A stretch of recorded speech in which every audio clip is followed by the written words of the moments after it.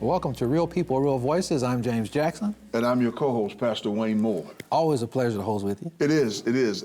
Different setup. We've got something really new here. Yeah, we need it. We're in a pandemic age, and so we got to learn how to make the adjustment. That's still with us. Yeah. And as we understand it, it's endemic, so it's going to be around for a while. A good while, and we must not take it for granted. Yeah.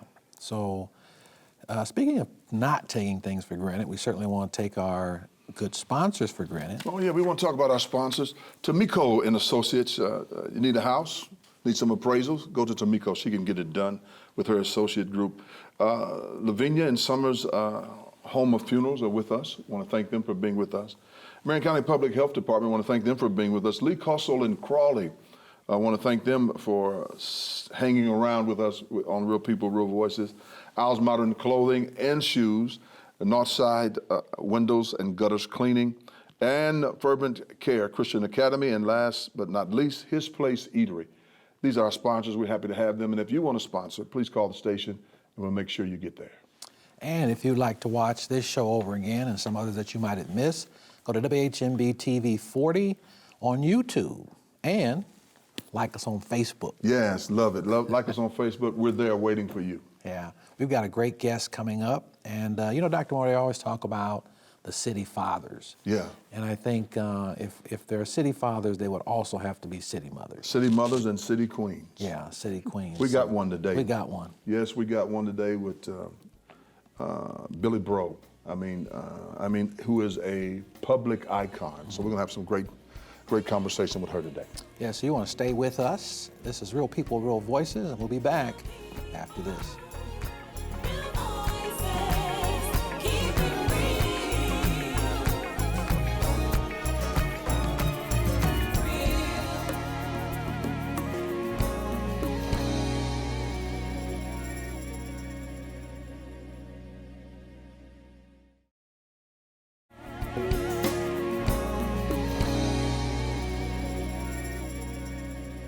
Welcome back to Real People, Real Voices, and we are joined by Miss Billy Bro. Great. Good to have you with us, former Indiana State Senator, former Marion County Auditor, IPS public school teacher, and now, as we understand it, running for Marion County Clerk. Hello, it's my pleasure to be here, and thank you so much for having me. Thank you for coming. Running for clerk, you've done so much for our city, and for that we thank you. So what brought this about? It's really very interesting, Pastor Jackson. First of all, for me, voting is sacred. And the Marion County Clerk is responsible for overseeing the election. The Marion County Clerk also makes recommendations who will sit on the elections board. And they decide how many voting centers we're going to have, absentee ballot, et cetera.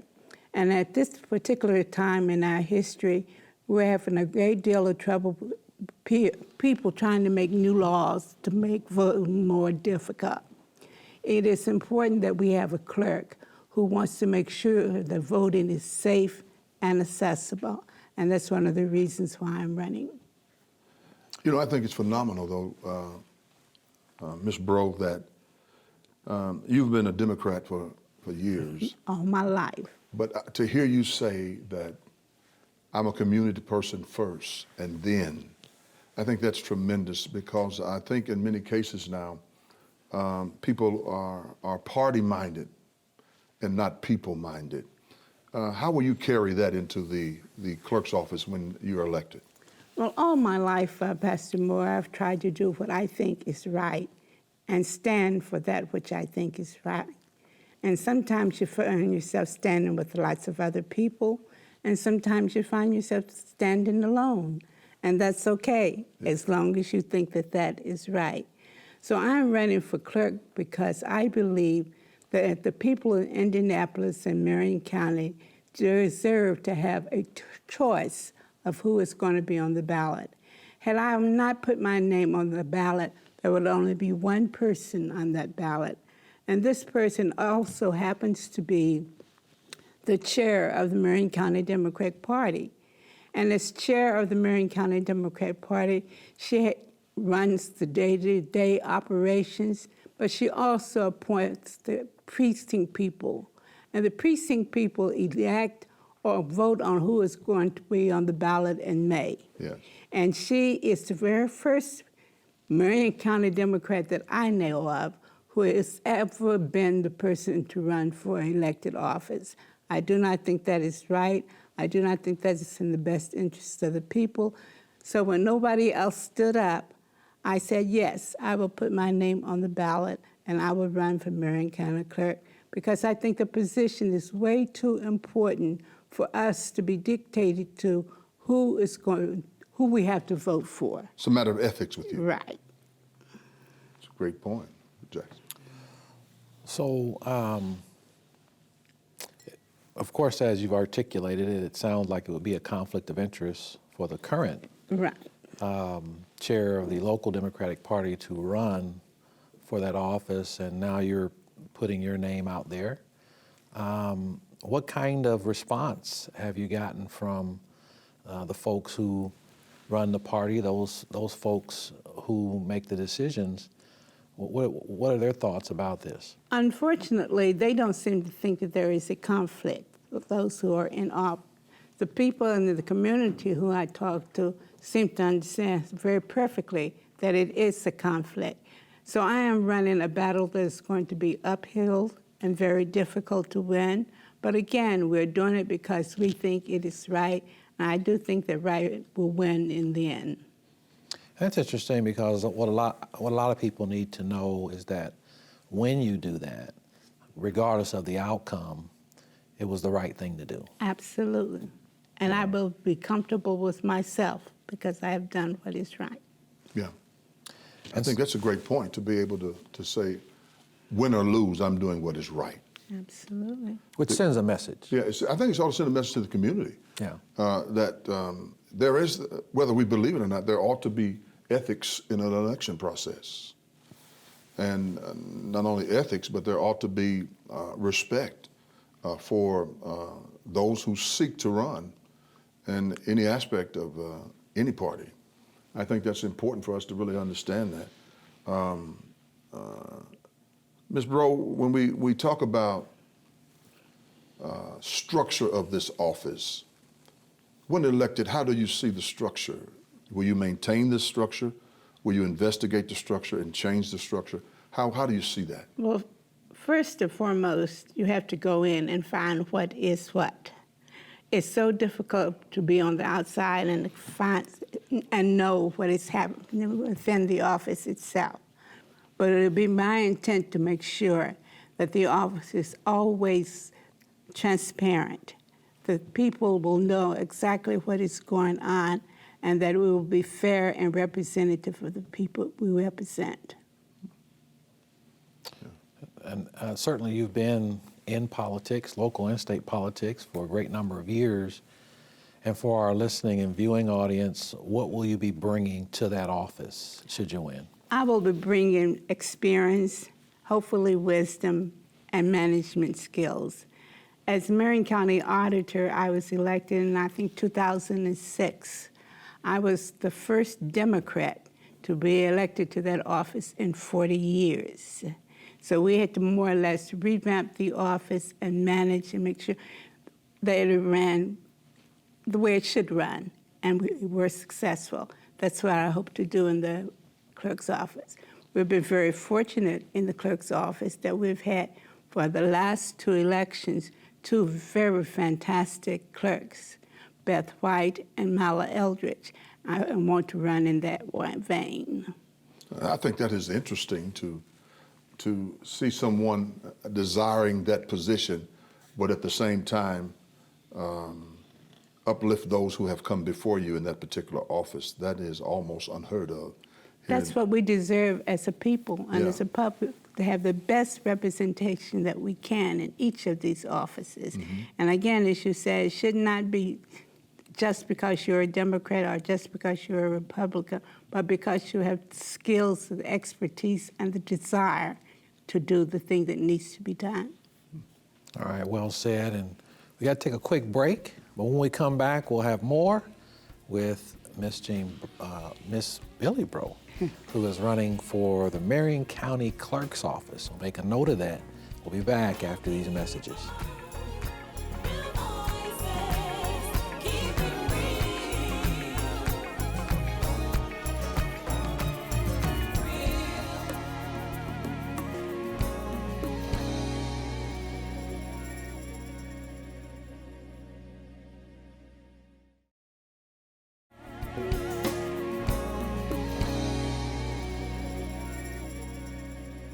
Welcome back to Real People, Real Voices, and we're joined by Ms. Billy Breaux, who is not a stranger to our community at all whatsoever, and running for Marion County Clerk. Why is it important for people to come out and vote? We might have some people who are watching and they might say, oh, well, I think she'd make a good clerk and that's going to be great, and maybe they don't get out to vote. But why is it important that every person who's eligible to vote would Well, get you know, out and I've vote? often heard people say it's not important to vote, and politics is this and politics is that. And my response has always been that regardless of politics, your whole life in some way or another is run by politics. You're not born until you have a birth certificate. You're not dead until you have a death certificate. Teachers cannot teach until they have a teacher's certificate. So everything we do has politics in it. So to me, it is better to be at the table and not at the table. If you're not at the table, you're on the menu. So the way for each of us to get on that table is to go and vote. Very important. And we kind of went over this in the previous segment, but I want to go back over it. Why do you think it's important for people to vote for you? It is extremely important, I think, for people to vote for me in this particular election because we want to be on the up and up. We want to make sure that all people have the access to the polling place and that things are made easy and not difficult for them to vote. And that would be my intent as clerk, to make things more accessible and easier for the public. Ms. Breaux, I think in the last election, we did not have as many locations as we have had in the past. I'm pretty sure you're aware of that. Do you plan to extend those locations when elected? Again, this is something that's determined by the most part by the state. They determine where the polling places are going to be, except locally as the election board. If they say you have 10 voting places, they could decide to put all 10 of them downtown.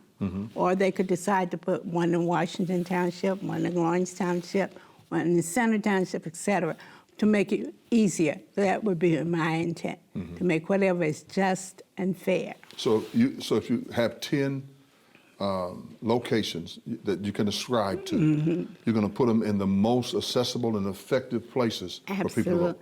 And I will be working to make sure that they have absentee ballots available to them that Yeah. they can send in. And how will you protect the integrity of who gets on the ballot? Because as you've articulated it so well, we are in a season nationally, statewide, local elections where oftentimes the party determines who their candidate's going to be.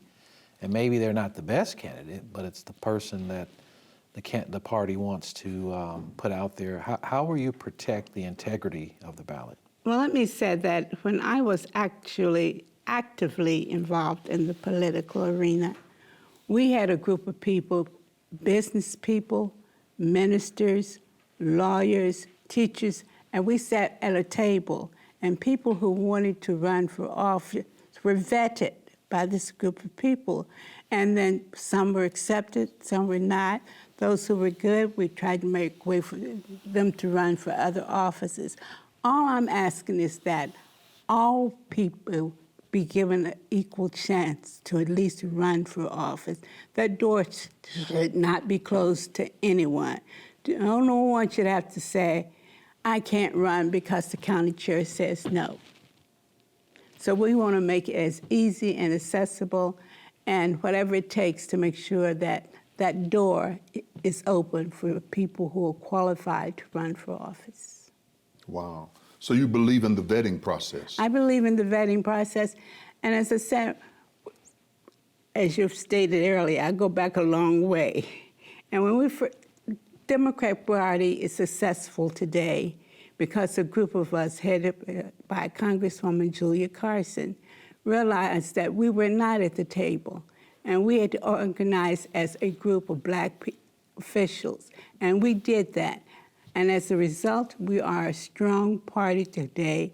I cannot sit back and see we go backwards. We need to be going forward. So you represent forward, Absolutely. springing forward. Springing forward with the young people. Yeah. It upset me that I looked at a program on Martin Luther King Day in D.C., and there were all these beautiful young people just speaking just effectively. I said, we have those people in Indianapolis. Where are they? Why aren't we utilizing them? They need to be out in the forefront. So I will be working for that. And how can people help your campaign? By volunteering. Please go to my website, which is billybroforclerk.com. We need volunteers and we need money. Needless to say, when you work against the power to be, there's not much money coming in. Yeah. So we need your help. So anything you can do to volunteer, we'll need help on election day.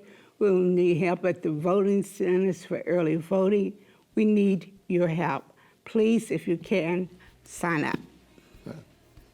All right. Well, you've been a great guest. Thank you for joining us today. Thank you. Thank you. And thank you all for joining us. We'll be back with more after this.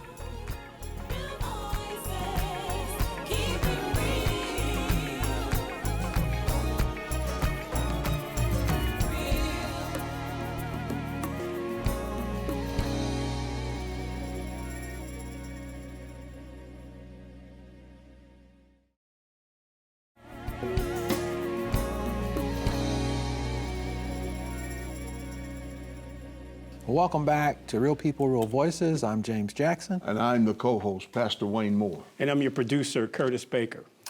Thank you for making all this happen. And we got a new set. We come back and everything's new. Well, it's what do you call regenerated, reimagined. COVID safe. How about that? COVID safe. Reimagined. If you're having some difficulty, hearing like me, I had to kind of lean into. No, I'm just I thought you were interested in what we were saying. When you lean in. No, this is fine. I think we'll do great. Now, what we're going to be doing is going after a furniture company. We're going to get a whole new set. That'd be great. Yeah, That'd be great. Give us our sponsors, would you? Speaking of sponsors, we are sponsored by Tamiko and Associates, Lavinia and Summers Home Funerals, Marion County Public Health Department, Lee Castle and Crawley, Al's Modern Clothing and Shoes, Northside Window and Gutter Cleaning, Fervent Care Christian Academy, and His Place Eatery. And we thank God for all of our sponsors. In fact, I have on one of Al's suits. Yeah.